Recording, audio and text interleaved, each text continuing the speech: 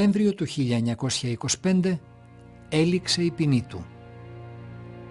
Οι ποτάμιοι δρόμοι είχαν κλείσει λόγω του πάγου. Το μόνο μεταφορικό μέσο ήταν το έλκυθρο, με το οποίο ταξίδεψε περίπου 3.000 χιλιόμετρα.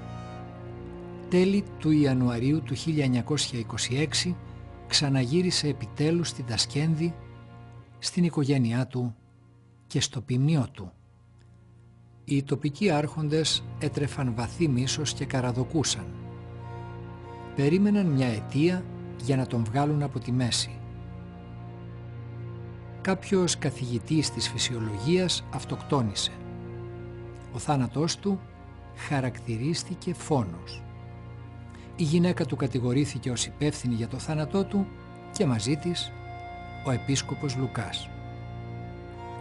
Έτσι στον ανυποψίαστο επίσκοπο ετοιμάστηκε με μεθοδικό τρόπο μια σατανική πλεκτάνη. Στις αρχές του 1930 ο επίσκοπος γιατρός συνελήφθηκε πάλι και οδηγήθηκε στις φυλακές. Υπευλήθη σε εξοντωτικές ανακρίσεις και βασανιστήρια. Μάταια προσπαθούσε να εξηγήσει στους ανακριτές τα πραγματικά γεγονότα.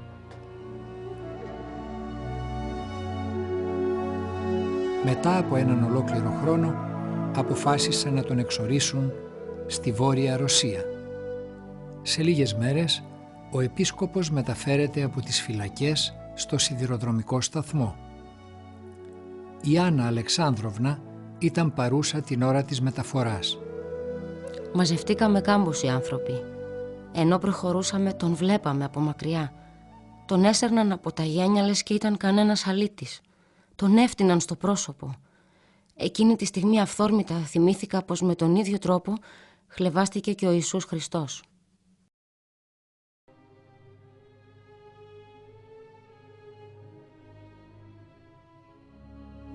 Το καραβάνι των κρατουμένων έφτασε στην πόλη Κοτλάς, όπου άρχισε ένα άλλο μαρτύριο.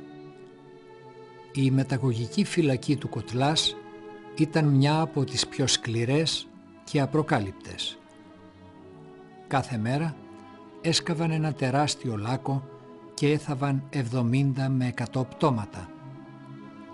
Ο επίσκοπος Λουκάς έζησε από κοντά την τραγωδία όλων αυτών των ανθρώπων και προσπάθησε όσο μπορούσε να τους βοηθήσει.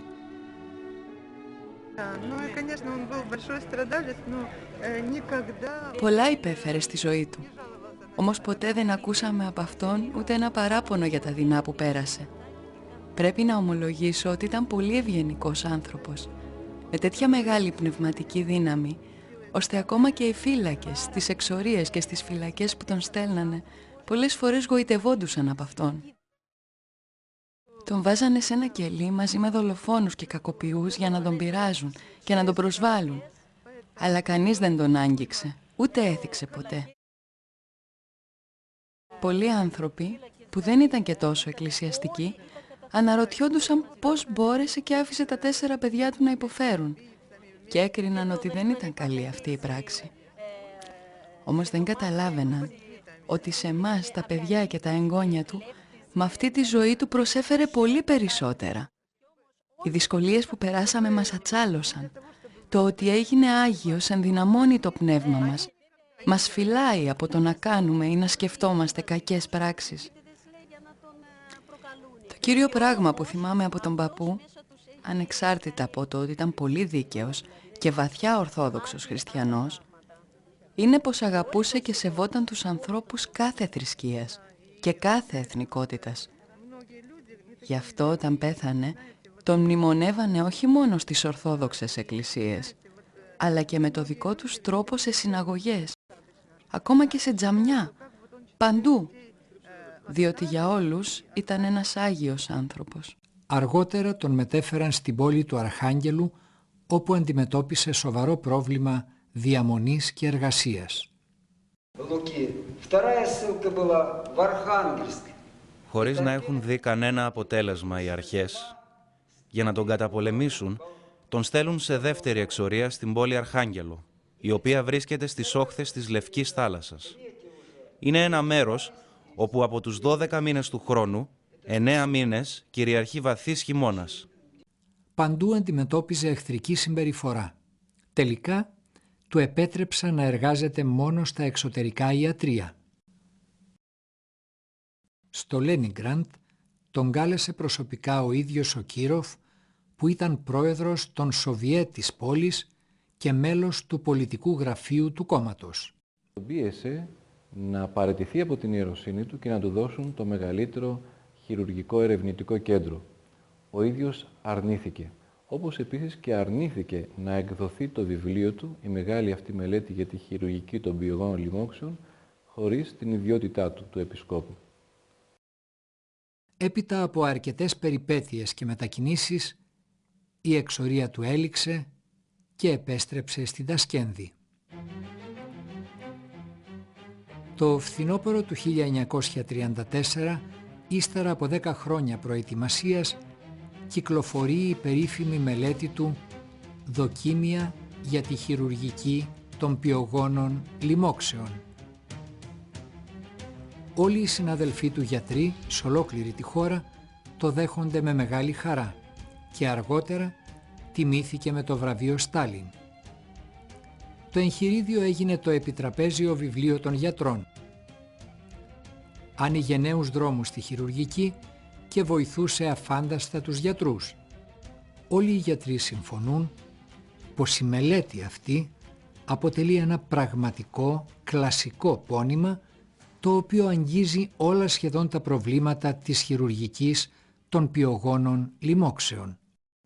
Ο καθηγητής Πολιανόφ έγραψε: «Δεν υπάρχει στη χώρα μας άλλο παρόμοιο βιβλίο γραμμένο με τόσο γλαφυρό τρόπο, με τόσες γνώσεις χειρουργικής και με τόση αγάπη προς τον άνθρωπο». Το 1996 ο καθηγητής της Στρατιωτικής Ιατρικής Ακαδημίας Πετρούπολης, Αλέξανδρος Βαβίλοφ, είπε χαρακτηριστικά: «Αν δεν ήταν ο Αρχιεπίσκοπος Λουκάς, η χειρουργική μας θα ήταν 50 χρόνια πίσω».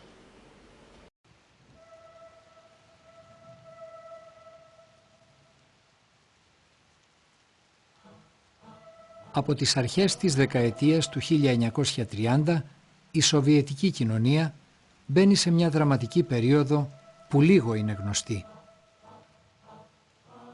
Ο Στάλιν κυριαρχεί και όπως συμβαίνει με όλους τους δικτάτορες, οι ανασφάλειές του αυξάνονται ανάλογα με το ανέβασμά του στα ψηλότερα. Εκατομμύρια άνθρωποι φυλακίζονται, εξορίζονται και εκτελούνται. Ο επίσκοπος Λουκάς συνεχίζει να εργάζεται με πάθος.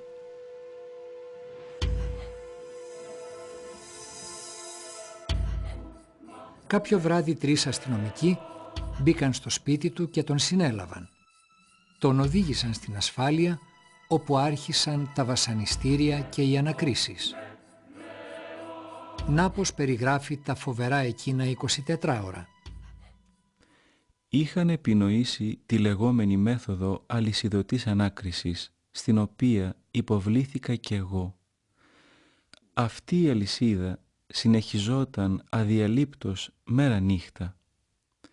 Οι ανακριτές άλλαζαν ο ένας τον άλλο, ενώ τον ανακρινόμενο δεν τον άφηναν να κοιμηθεί ούτε για μια στιγμή καθ' όλη τη διάρκεια του 24ωρου.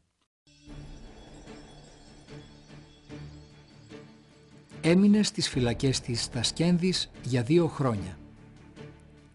Ύστερα από όλη αυτή την ταλαιπωρία, καταδικάζεται σε εξορία 3 χρόνων στη Σιβηρία.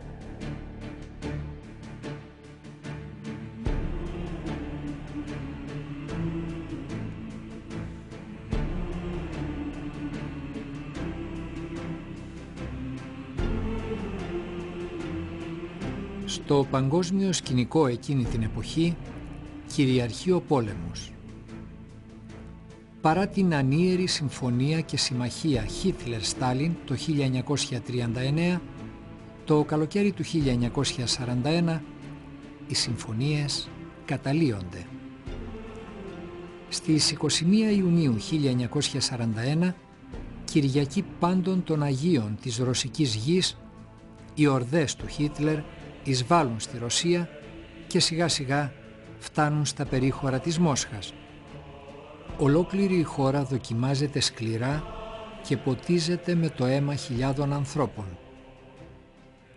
Σε αυτή την τόσο δύσκολη περίοδο, ο επίσκοπος Λουκάς δεν άντεχε να μένει απαθής. Το «Τις ασθενή και ούκ ασθενό» του Αποστόλου Παύλου το ζούσε όχι μόνο ως ποιμένας, αλλά και ως γιατρός.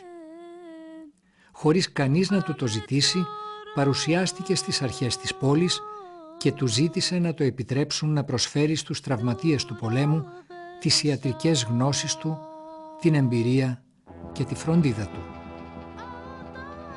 Όμως δεν έμεινε εκεί. Έστειλε το ακόλουθο τηλεγράφημα στον πρόεδρο Καλίνιν του Ανωτάτου Συμβουλίου. Εγώ, ο επίσκοπος Λουκάς, είμαι εξόριστος στο χωριό Μεγάλη Μούρτα της περιοχής Κρασνογιάρσκ. Ως ειδικός στη χειρουργική των πιογόνων λοιμόξεων, μπορώ να προσφέρω τη βοήθειά μου στους στρατιώτες στις γραμμές του μετώπου ή τα μετώπισθεν, όποιο και αν είναι το τμήμα που θα μου εμπιστευτείτε. Παρακαλώ να διακοπεί η εξορία μου και να μου δοθεί η άδεια να πάω στο νοσοκομείο.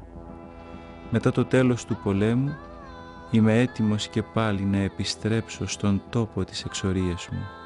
Επίσκοπος Λουκάς. Η απάντηση από τη Μόσχα ήρθε αμέσως. Ο καθηγητής να μεταφερθεί στο Κρασνογιάρσκ.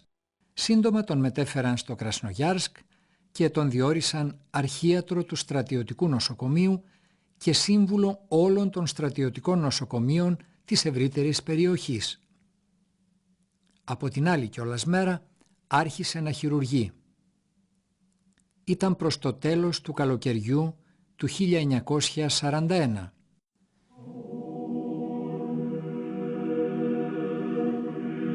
Σε ένα από τα γραμματά του εκείνης της εποχής έγραφε στο γιο του: «Αγάπησα το μαρτύριο, το οποίο τόσο παράξενα καθαρίζει την ψυχή». Ο επίσκοπος έπαιρνε τις πιο δύσκολες περιπτώσεις ασθενών και τους πιο βαριά τραυματισμένους. Και οι άλλοι γιατροί άφηναν σε αυτόν τα πιο δύσκολα περιστατικά. Αν και πέρασαν αρκετά χρόνια από τότε, ακόμη και σήμερα, θυμούνται με ευγνωμοσύνη το πρόσωπό του και το πολύπλευρο, εκκλησιαστικό και κοινωνικό του έργο. Το κρατικό νοσοκομείο της πόλης έχει σήμερα το όνομά του. Εδώ, στο ίδιο νοσοκομείο, λειτουργεί μουσείο του Αρχιεπισκόπου Λουκά.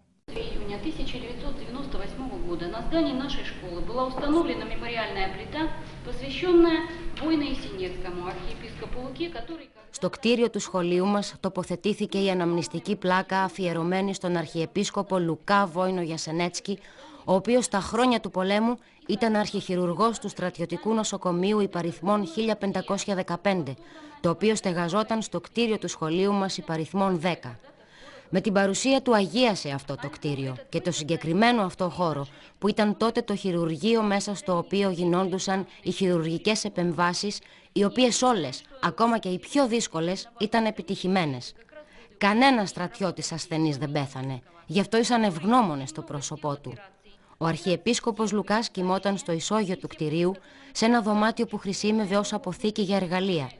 Εκεί δυστυχώς τον είχαν βάλει, λόγω της ορθόδοξης ομολογίας του. Και έτσι όλο το 24ωρο βρισκόταν στο νοσοκομείο και πάντα ήταν διαθέσιμος στους ασθενείς του.